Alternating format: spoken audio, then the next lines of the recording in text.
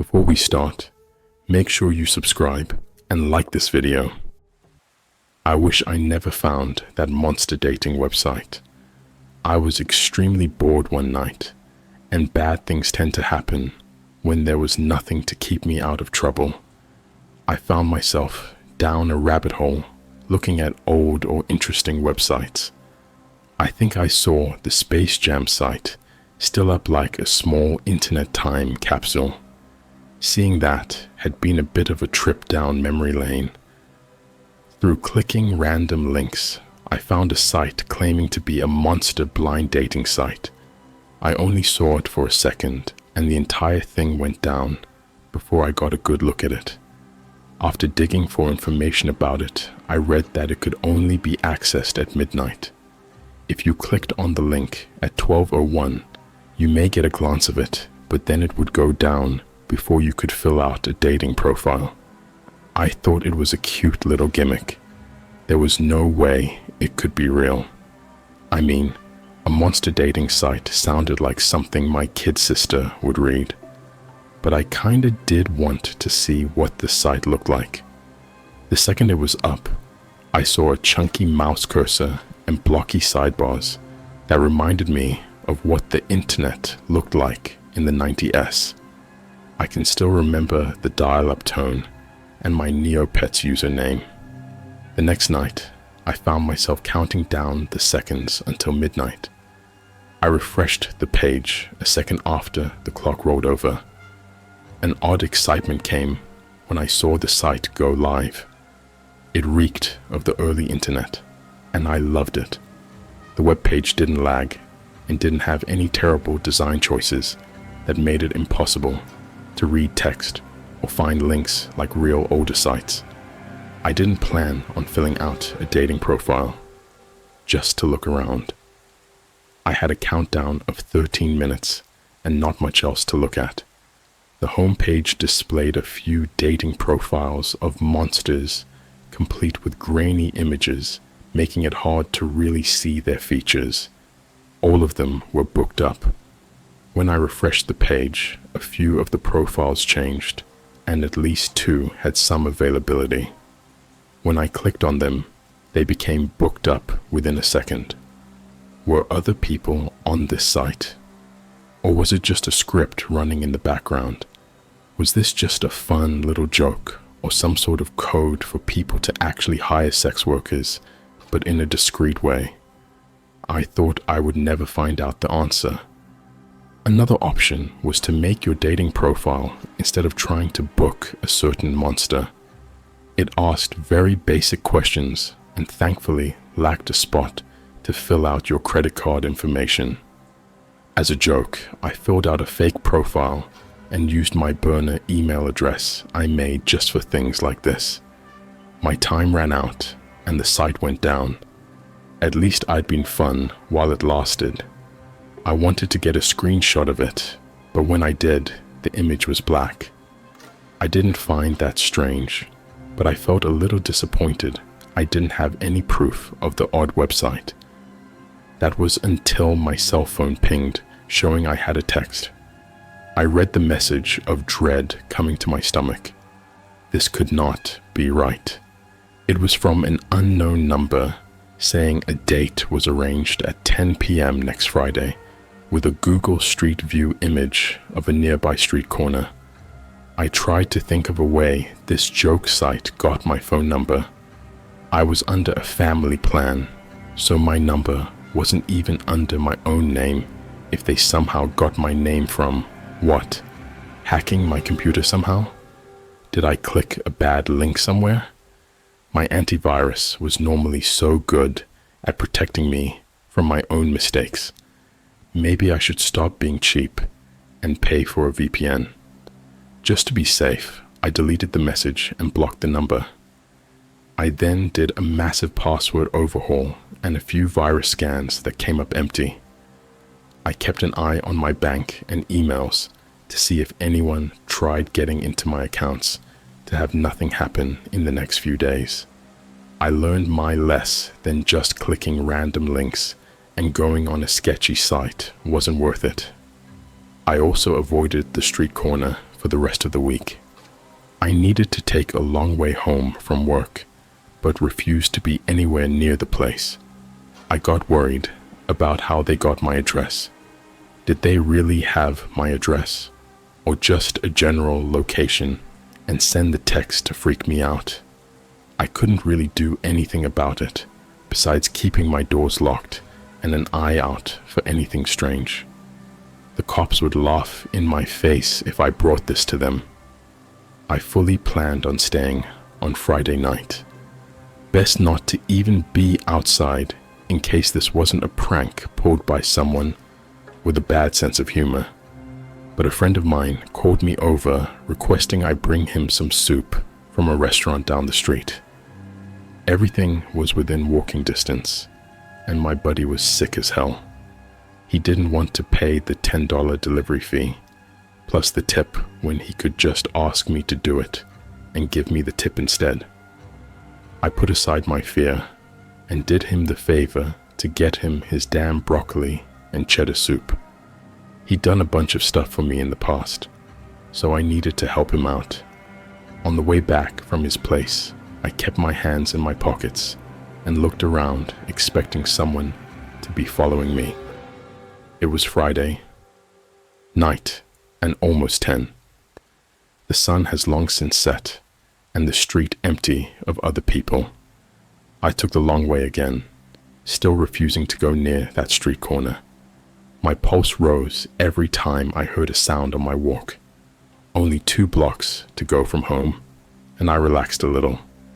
I felt silly letting that sight get to me so badly. From behind, I heard some papers fluttering in the wind. Nothing strange about that, so I didn't turn around to look. If I did, I would have gotten a head start at running. "Mr. Stevens," a voice came from behind, and I stopped dead in my tracks. The voice sounded paper-thin and hard to hear over the other rustling sounds. I realized that papers could not be fluttering in the wind because there wasn't a breeze. Slowly, I turned only my head, trying to see the source of the voice that called my name. The street was lined with lampposts. From between 2 posts, a shape came out of the darkness and into the same light I stood under. The thing is at least 10 feet tall and long. The body was in constant motion and made of different sized pieces of dark stained paper. I didn't see any kind of arms or legs on the creature. Instead, it appeared to float a few inches off the ground. I darted my eyes upwards to look at the face. A large scroll hung down from the forehead, attached to a massive, twisted golden horn. The paper covering most of the face had odd golden writing on it. Under the paper, I saw a pair of sunken dark eyes and a mouth that reached to each end of the face. The hair was also made up of those papers flowing outwards. They were covered with the same golden writing. We made eye contact, and a smile came that showed off countless needle-pointed teeth. Yeah, no, I booked it. I wasn't going to deal with whatever this thing was. I ran down the block, my legs burning within seconds. I wished I stayed in shape. The thing following behind, easily keeping pace. The countless papers rustled with each movement, and the damn thing started to laugh, making my heart nearly stop from fear. Laughter grew, making my head get dizzy. The sound echoed off the empty road and sounded so clear, almost as if someone was clicking glasses together. My vision faded, and I found myself running the wrong way. I should have taken a left to get home, but I turned it right and towards a park. When I pulled through the brain fog, I didn't have a chance to correct myself. If I turned around, I would run right into the creature chasing me.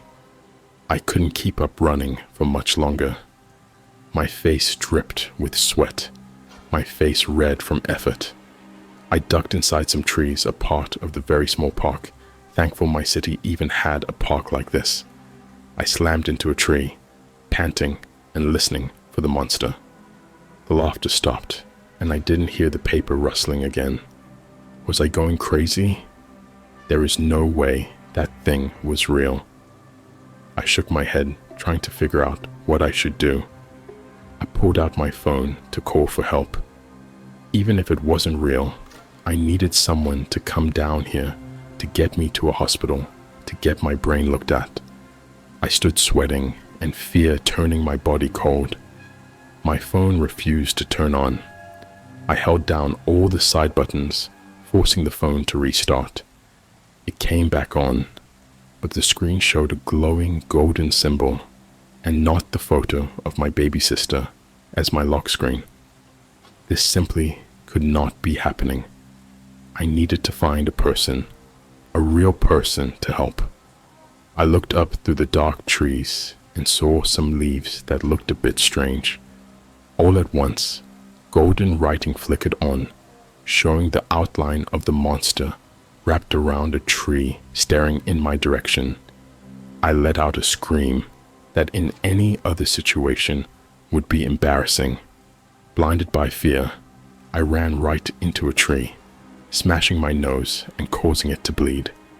I ran again, mind blank. I had no thoughts but to just get the hell out of there. I spilled out from the trees and into the park. The play equipment was off in the distance, but no one was in sight. I also considered trying to hide in the plastic slide or inside the worn-out hollow plastic dinosaur that had seen better days. My feet became tangled, trying to race up the hill, and I fell forward. The papers were on me at once. I rolled on my back, looking up at the creature and directly at the face inches away from my own. The eyes glittered in twisted joy at my fear. I was mistaken about this thing not having any limbs. A set of arms came from under the papers to grab my own. The ice-cold skin made my entire body crawl. I kicked my feet, and more arms shot out. Soon, I was pinned down to the hard ground with too many hands to count. The creature let out another ringing laugh that made me nearly pass out. I snapped back when the thing flicked out a tongue to run it over my face, tasting the blood from my nose. I do not normally kiss on the first date, but you are a precious little thing. The monster spoke, the whispery voice causing my body to shake. Date? I choked. Monster dating website real? I didn't have a chance to really think about it. The face came down over my own, the flesh colder than anything else I've ever felt. The sheer cold hurt my skin. Second passed, and the pain became bearable, and the icy feeling started to fade. The hands gripped tighter, bruising in some places. When the monster pulled away, I gasped for air, unable to do anything else. I looked up and did not like the look in that creature's eyes. It looked starving, mouth wide and twisted in an uneven smile, with saliva starting to drip out of the corners of the mouth. The long tongue came out and licked it away, but it was a losing battle to keep its face clean. I started to worry this thing had other ideas for me besides tearing my organs out as a snack. You are such a darling creature. I cannot help myself. I do hope you forgive my forward nature. The monster spoke, and the tone sounded as hungry as it looked. I struggled again against those hands, knowing I wouldn't get free. To my horror, the papers fanned out, and they all came down, wrapping around my body and blacking out my vision. I assumed this was another way this monster could eat me, and was thankful it was fairly painless. I jumped awake, finding myself in my bed, safe and sound. Well, not entirely sound. My body had hand-shaped bruises everywhere that monster grabbed me. I looked around, stunned by the previous events. It was early in the morning, and I wore the same thing I did the night before. I even still had my shoes on. I heard pans moving, coming from my small kitchen, and smelled of cooking. Slowly, I started to leave the room, holding a bowling trophy as a weapon. I really didn't have anything else and thought the heavy base might do some damage. I didn't get the jump on the one inside my kitchen. The person turned around from where they stood at the stove and gave such a wide and blinding smile, it made my head stop working. They were tall, with an androgynous body. They were wearing my clothing that didn't fit on their frame. I've never seen someone with such a beautiful shade of dark skin.